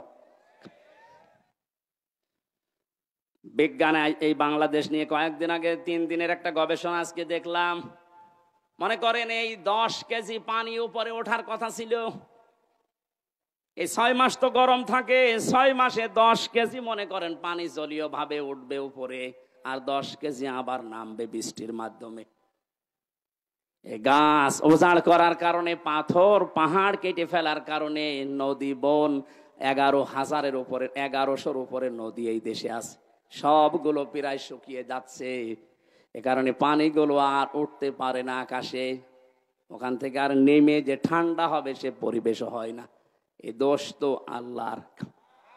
এমন উত্তম প্রতিবেশী আমরা পেয়েছি, পানি দেওয়ার সময় পানি দিতে চাই না, আর যখন লাগবে না এমন দেয়া দেয় আমরা ভেসে যাই। প্রতিবেশীর কাজ হলো এটা।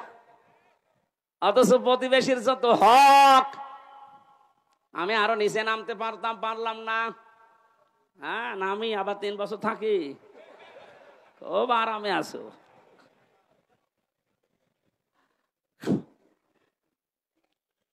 বিভিন্ন ধর্মীয় গোড়ামি বিশ্বাসের কারণে ওই সমস্ত জাতিরা তারা বিভিন্ন জিনিস পুড়িয়ে ফেলে, অথচ ওগুলো পুড়িয়ে ফেলার নিয়ম না, মাটির নিচে পুঁতে ফেলার নিয়ম। ওগুলো যেন পচে সার হয়, ওগুলো যে জমি উর্বর হয়, এই নিয়ম ছিল ইসলামের।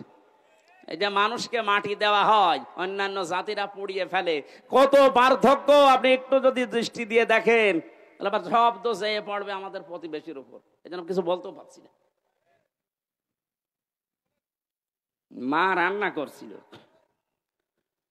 ছেলেকে বলছে যে 50টা টাকা দিলাম তেল নিয়ে আয়। ও তরকারি আমার চুলার উপরে রান্না হচ্ছে না, ও তরকারি রান্না দেখতেছে বাজারে, যে রাস্তার মাঝখানে দেখে মার্বেল খেলা হচ্ছে। 50 টাকা দিয়ে মার্বেল কিনে খেলা আরম্ভ করিস, 50 টাকায় হেরে গেছে।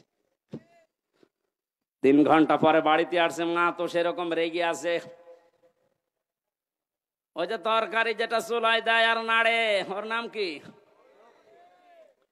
ও যখন বাড়িতে এসেছে ডাক দিয়ে বলে, ওই হামজা, সে টাকা কই? কথা বলে না। তেল কই? কথা বলে না। 3 ঘন্টা কোথায় ছিলি? কথা বলে না। 3টা প্রশ্নের জবাব আমার জানা নেই। আসতে বলেন, আমি বললেই মার খাবো, না বললেও। কথা বলে, প্রশ্নের জবাবগুলো কি আমার জানা নেই? বলতে পারবো, বললেই মারবে। আবার যদি চুপ করে থাকে যে বলবো না, তাও মারবে।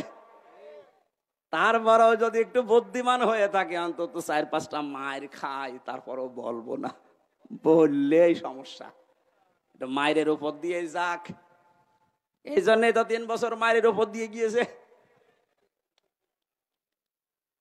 আপনারা যারা মানুষ পুড়িয়ে ফেলেন, পরিবেশের যে কি ক্ষতি হয় আপনি জানেন।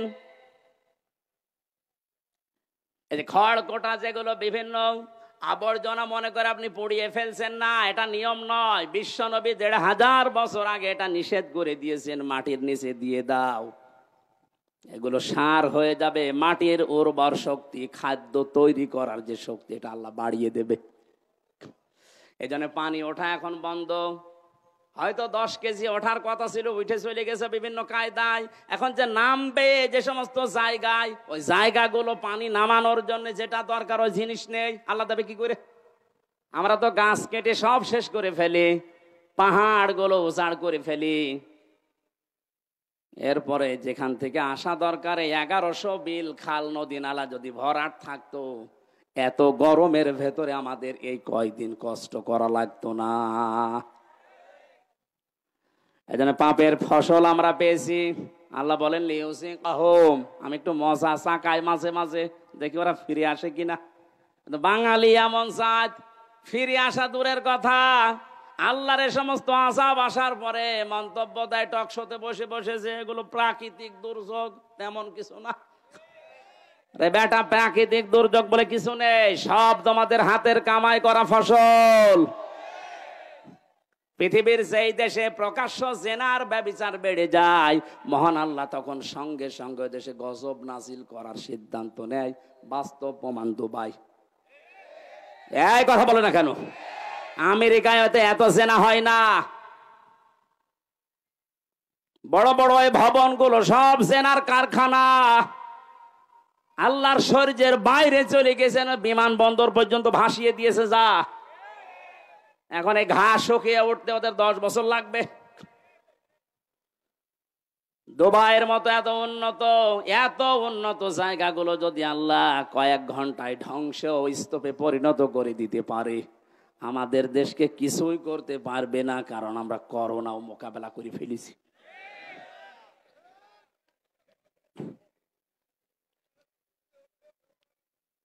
না ভাই, হচ্ছে না। আমরা যেন ফিরে আসি, আল্লাহ আযাব গজব গুলো মাঝে মাঝে পাঠায়, লিউযিকাহুম বা'দাল্লাযী আমিলু লাআল্লাহুম ইয়ারজিউন। আমরা তো ফিরে আসি না, আমাদের বৃদ্ধি আরো বাড়ে। জোরে বলেন নাউযুবিল্লাহ। আজ আমাদের এই পাপের ফসলের কারণে হাজারো সৃষ্টি কষ্ট পাচ্ছে। বলে একটু ভেবেছেন, এই 5টা জিনিস আল্লাহ যেটা দান করেন নিজের পক্ষ থেকে, যদি একটাও কম দিত, আপনি মনে করেন শ্রবণ শক্তি পাননি, কালা হয়ে দুনিয়ায় আসতেন, কত রকমের সমস্যা হয়তো আপনি টের পাচ্ছেন না।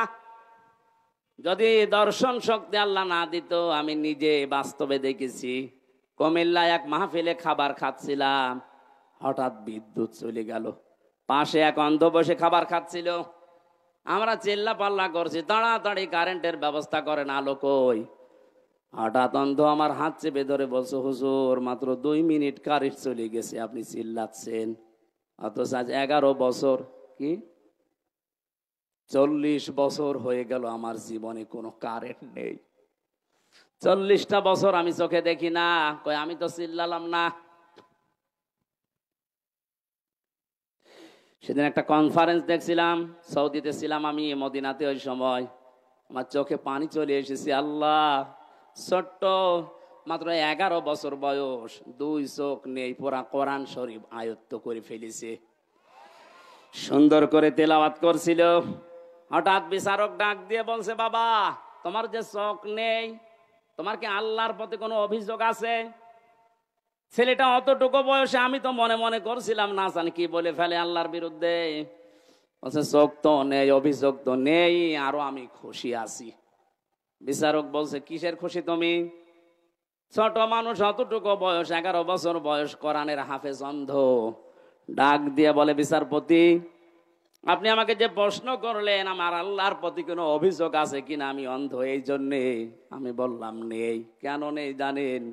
কিয়ামতে যেদিন আল্লাহ বিচার করবে, চোখওয়ালা মানুষদেরকে আল্লাহ ডাকবে, সিরিয়াল হিসাবে আমারও ডাকবে। আমি অন্তত আল্লাহকে ওই সময় বলতে পারবো, মাবুদ দুনিয়াতে আমাকে কিছুই দেখতে দাওনি, চোখের কোনো গোনা আমার দ্বারা হয়নি, আজকে এই ওসিলায় হলেও কিছুটা আযাব আমার উপরে কম করে দাও।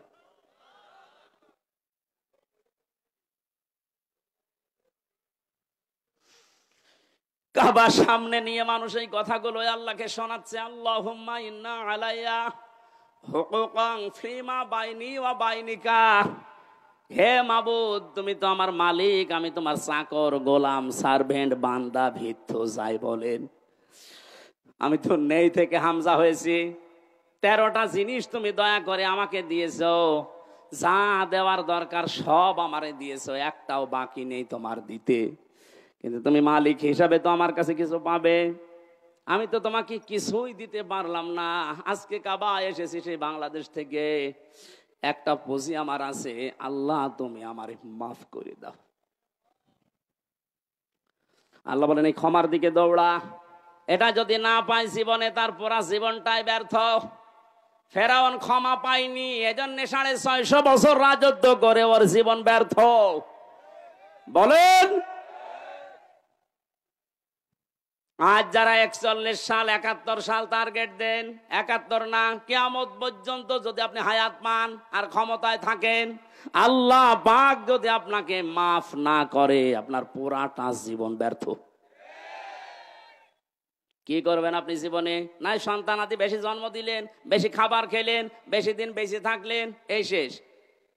আপনি একদিন না একদিন তো মরবেন, মাস্ট বি, মরবেনই।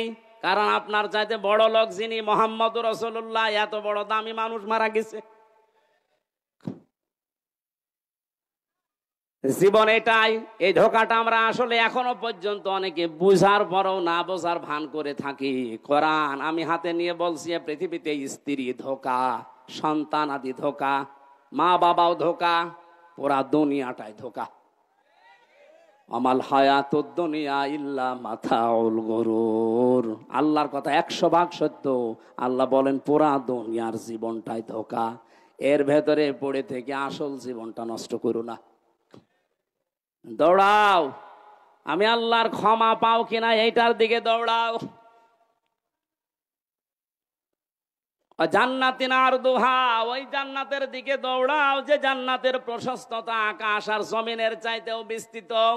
উইদ্দাত লিল মুত্তাকিন, যেটা আমার পরহেজগার, যেটা আমি আল্লাহ আমার আধুনিক বান্দাদের জন্য পরহেজগার, আল্লাহওয়ালা, তাকওয়াবান, ভদ্রলোক শব্দটাও আছে তাফসিরে।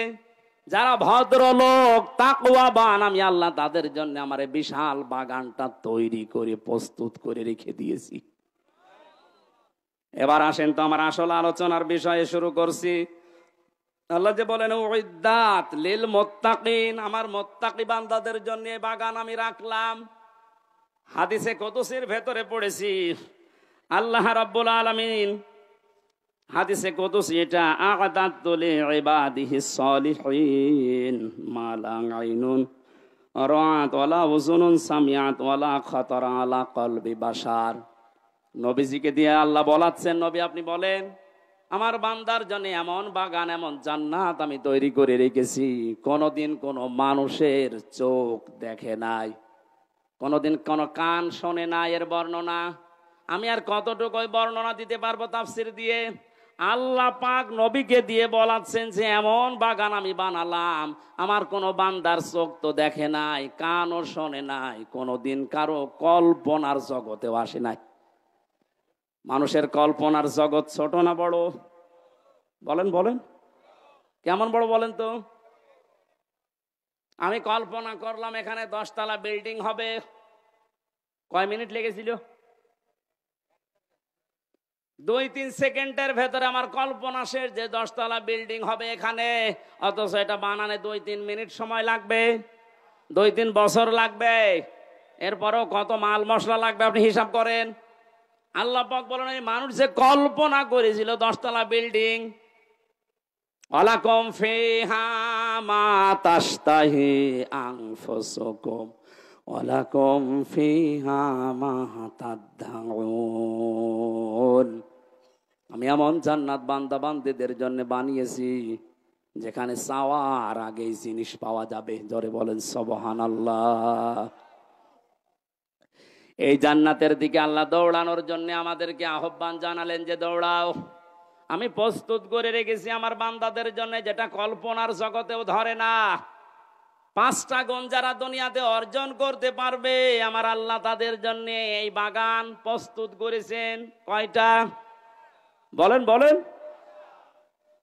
কোরআনে কারীম জানাচ্ছে আল্লাযীনা ইউনফিকুনা ফিস সাররাই ওয়াদ দাররা, যারা সুখে দুঃখে দান করে, মানুষের জন্য খরচ করে। ইনফিকুনা এটা মজারে বর্তমান, ভবিষ্যৎ, প্রেজেন্ট, ফিউচার। যারা সুখে হোক দুঃখে হোক যে অবস্থায় থাকুক খরচ করার অভ্যাস তৈরি করেন। এখন যদি বলেন আমার কিছুই নেই আমি করবো কি, যা আছে আপনি তাই করবেন, এটা আমার কথা বলার যোগ্যতা আছে, এইটা আমি ইসলামের জন্য মানবতার জন্য চেষ্টা চালাবো খরচ করার। আপনার লেখনের যোগ্যতা আছে ওইটা আপনি লিখবেন, আপনার ক্ষমতার চেয়ার আছে ওইটাই আপনি খরচ করবেন। ওসি সাহেব মনে করেন ওনার চেয়ারে খরচ করার বিষয় কি, চেয়ার খরচ করলে চেয়ার থাকবে। ওনার সামনে একটা এসআই সাধারণ একজন বিনা কারণে মানুষকে ধরে এসে পিটাচ্ছে, ওনার কিছু করাও লাগবে না, টাকা পয়সাও দেওয়া লাগবে না, ওনার শুধু চেহারাটা সামনে নিয়ে যদি বলে এই বেটা কি করিস, এমনিতে আমার আল্লাহ ওই লোকটাকে মুক্ত করে দেবে।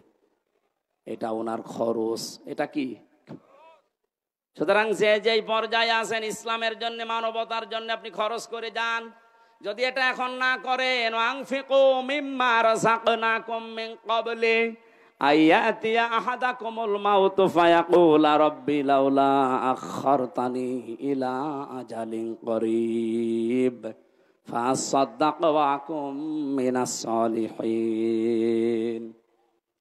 মরণ যখন চলে আসবে মানুষ আরজি জানাবে, আল্লাহ আমার একটু সময় দাও, একটু সময় যদি পাই যা ছিল তোমার জন্য, ইসলামের জন্য, মানবতার জন্য সব দিয়ে আসবো, আমি ভালো মানুষ হয়ে যাব। কি হব? বলেন বলেন। আমি ভালো মানুষ হয়ে যাব। আল্লাহ রাব্বুল আলামিন বলেন,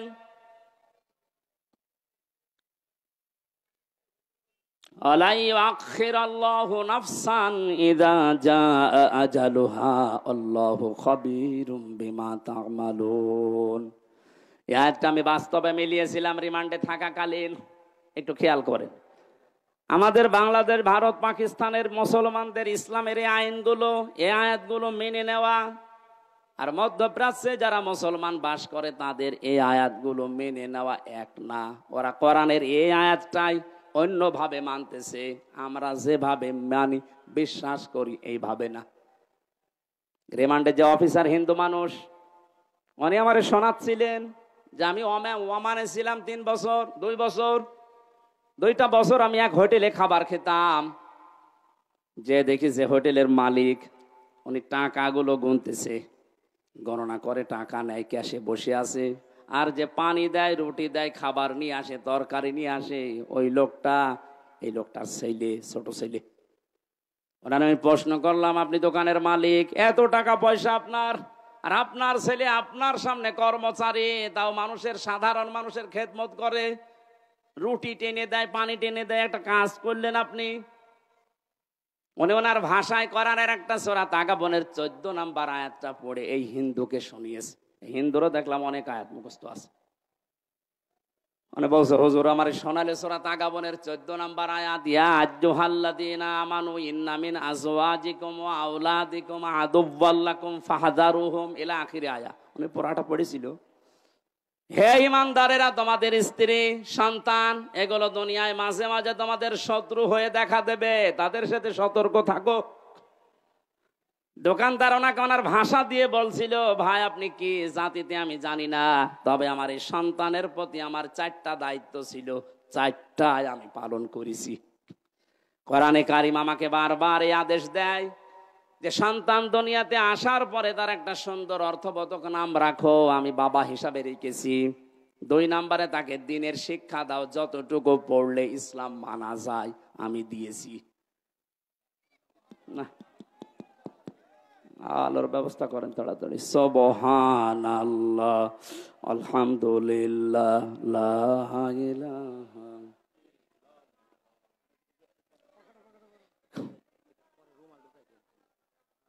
আবার করব, বুঝলাম, কিন্তু বিদ্যুৎ তো দেবে। সুবহানাল্লাহ, আলহামদুলিল্লাহ। এই আমি কি করতে বললাম আপনাদের? কি করেন? আওয়াজ তো একটু দিয়ে জিকির করেন, নাকি গান বলবেন? সুবহানাল্লাহ, আলহামদুলিল্লাহ। ফ্যান কি বন্ধ?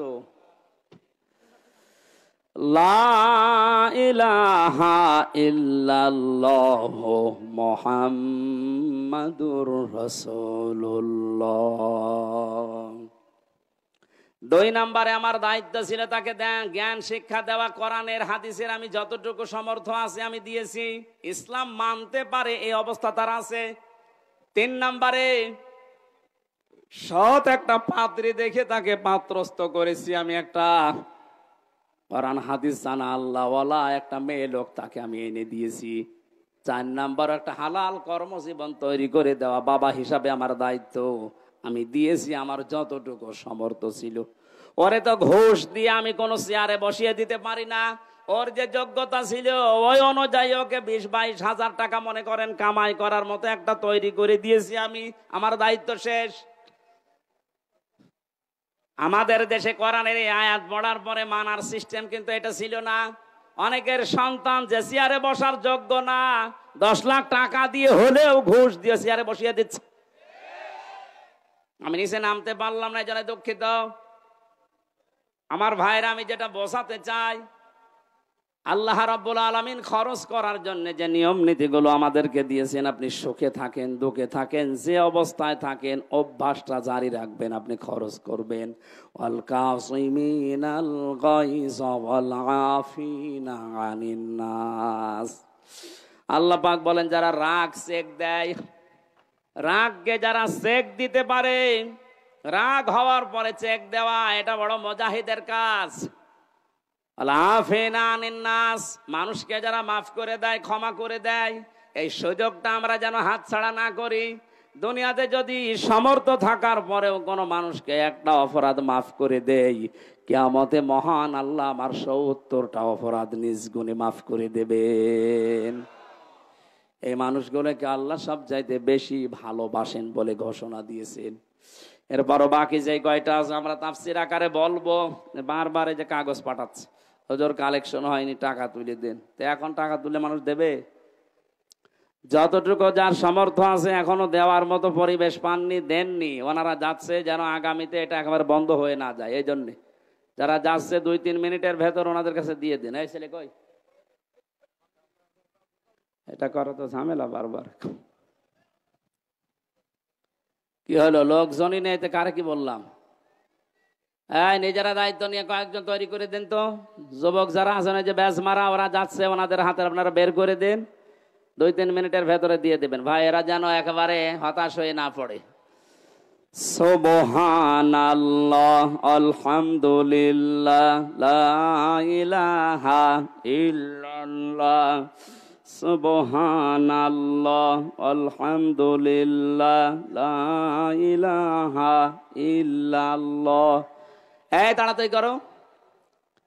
সুবহানাল্লাহ, আলহামদুলিল্লাহ, লা ইলাহা ইল্লাল্লাহ। পারিবারিক জীবনে আমাদের কম বেশি প্রত্যেকের, এমনকি হিন্দুদেরও পারিবারিক যে সমস্যাগুলো, এটা শুধু মুসলমানদের? হিন্দু, খ্রিস্টান, মুসলমান যা আছে জাতি পৃথিবীতে, সবার কম বেশি পারিবারিক ঝামেলা চলছে। কারণ জেলখানায় অনেক হিন্দু বউ মারার অপরাধে যাবজ্জীবন জেল খাটছে।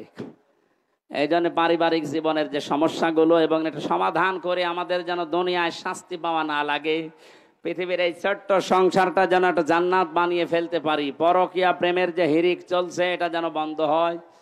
এ বিষয়ে আমি 2টা বই লিখেছিলাম। একটা হচ্ছে নারীদের জন্য, একটা পুরুষদের জন্য। এই স্টেজের পেছনে গাড়ি আছে না কোথায় আছে জানি না, ওই সামনে আছে, ওটা আপনারা নিয়ে ওনাদেরকে পড়তে দেবেন। এটা আমি আগে কোনোদিন করি নাই। জেলখানায় যে বাস্তব অভিজ্ঞতা পাওয়ার পরে এটা লিখেছিলাম। দেখলাম হাজারো মানুষ জেল খাটতেছে পারিবারিক জীবনে দাম্পত্য কলহের কারণে। এটা সমাধান করা দরকার। বাস্তবে আমাদের সুখের সংসার কিভাবে তৈরি হয়, আল্লাহ আমাদেরকে এই বইটা থেকে কিছু জ্ঞান অর্জন করে বাস্তবে আমল করার তাওফিক। কি ঝড় উঠছে নাকি?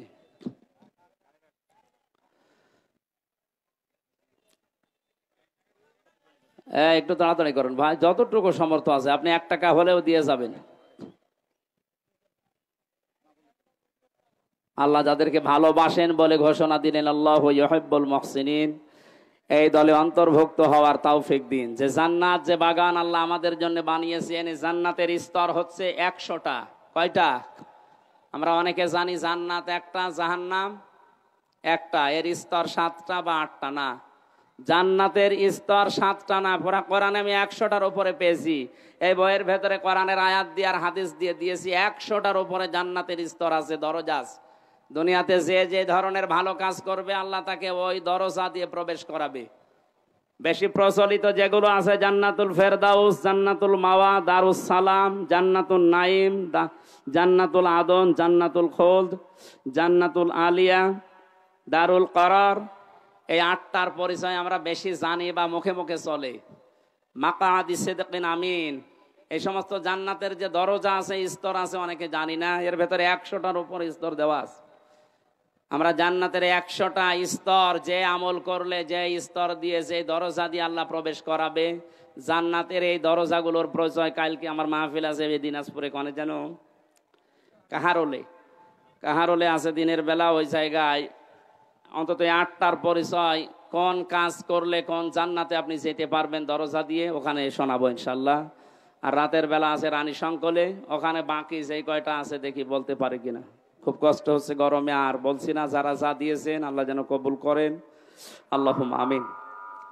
লা ইলাহা ইল্লা আনতা সুবহানাক ইন্নী কুনতু মিনাজ জালিমিন। লা ইলাহা ইল্লা আনতা সুবহানাকা ইন্নী কুনতু মিনাজ জালিমিন ফাস্তাজাবনা লাহু ওয়া নাজ্জায়নাহু মিনাল গাম্মি ওয়া কাযালিকা নুনজিল মুমিনিন। মাথা নিচু করেন, মাথা নিচু করেন, চক্ষু বন্ধ করেন। জীবনের অপরাধগুলো হযরত আদম আলাইহিস সালামের মতো আমরা স্মরণ করছি। রব্বানা যালামনা আনফুসানা ওয়া ইল্লাম তাগফির লানা ওয়া তারহামনা লানাকুনান্না মিনাল খাসিরিন। রব্বুল আলামিন বাংলাদেশের দিনাজপুর জেলার সদর থানার এই গাবুড়া এলাকার দিকে তোমার দৃষ্টি নিক্ষেপ করে দেখো। হাজার হাজার বান্দা বান্দি, রাত 12টা বেজে যাচ্ছে, তাহাজ্জুদের এই সময় পর্যন্ত এরা চাতক পাখির মতো বসে আছে। কোরআনে কারিম জানিয়েছে জান্নাতের দিকে দৌড়াতে, তোমার ক্ষমার দিকে দৌড়াতে। বাকি জীবনে যেন এই আয়াতটা আমরা মেনে চলতে পারি, সেই তৌফিক আমাদের ভিক্ষা দাও। এ বিশাল আয়োজনে যদি সওয়াব তুমি দিয়েই থাকো, কোটি কোটি গুণে বাড়িয়ে দাও। কিয়ামতে যিনি সুপারিশ করে জান্নাতে নিয়ে যাবে, ওই নবীর রওজায় পৌঁছাও। হযরত আদম থেকে যত মানুষ কবরে আছে এদেরকে তুমি মাফ করে দাও।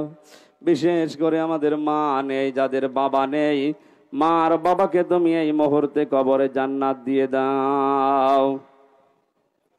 আল্লাহ তাআলা মাহফিলের প্রধান অতিথি, বিশেষ অতিথি সহ যত সম্মানিত মানুষেরা বসে আছে এদের সম্মান মর্যাদা দুনিয়া আখিরাতে বাড়িয়ে দাও। আমাদের সম্মানিত সভাপতি, আমার মাথার তাজ বিশিষ্ট আলেমে দিন, রব্বুল আলামিন তোমার আলিম বান্দাকে আলেম হিসাবে কবুল করে নাও। এই আসনের মাননীয় এমপি যিনি, তার মায়ের জন্য তিনি দোয়া চেয়েছেন, তুমি নিজেই শিখিয়েছ মায়ের জন্য দোয়া করা। রব্বির হামহুমা কামা রব্বায়ানি সাগীরা। আল্লাহ এমপি সাহেবের মাকে তুমি ক্ষমা করে দাও, তার জীবনের ভালো ভালো কাজগুলো কবুল করো। ওই মহিলার জীবনের অন্যায় যদি কিছু করে মাফ করে দাও।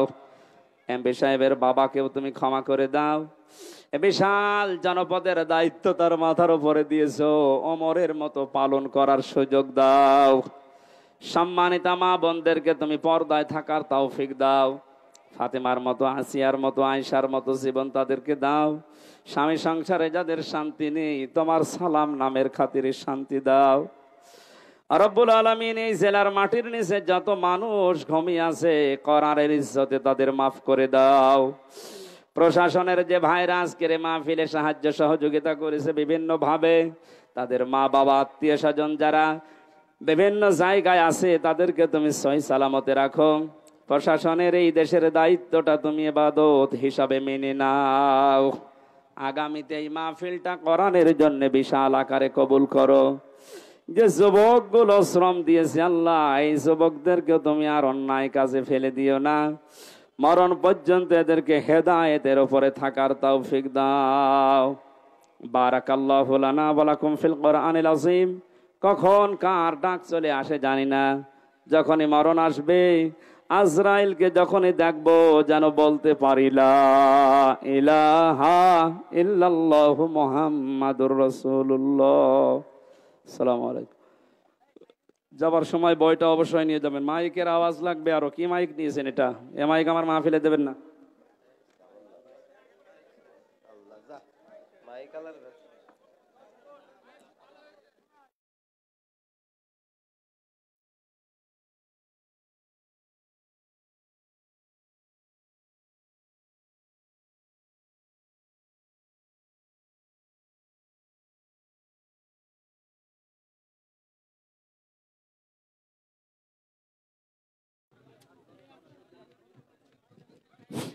হ্যালো, সকল ভলেন্টিয়ার ভাইদের দৃষ্টি আকর্ষণ করছি, আপনারা সকলে সাইকেল মোটরসাইকেল স্ট্যান্ডে চলে যান।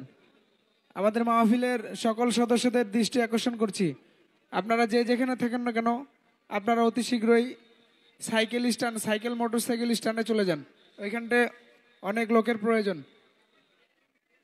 সাইকেল মোটরসাইকেল স্ট্যান্ডে যারা সাইকেল মোটরসাইকেল রেখেছেন ভাইদের দৃষ্টি আকর্ষণ করছি, আপনারা সকলে সুশৃঙ্খলভাবে লাইন বাই লাইন সাইকেলগুলো নিয়ে যাবেন, সাইকেল মোটরসাইকেল নিয়ে যাবেন। আর সকল ধর্মপ্রাণ মুসলমান ভাইদের দৃষ্টি আকর্ষণ করছি, আপনারা সকলেই এই মাহফিল যেন আগামীতেও আরও ব্যাপক আকারে করতে পারি, সেজন্য আপনাদের সহযোগিতা অবশ্যই কাম্য করছি। আমাদের সামনে ডেস্ক আছে, সেখানটা আপনারা অবশ্যই যে যেতটুকু পারেন যারা সহযোগিতা করতে চান সেখানে সহযোগিতা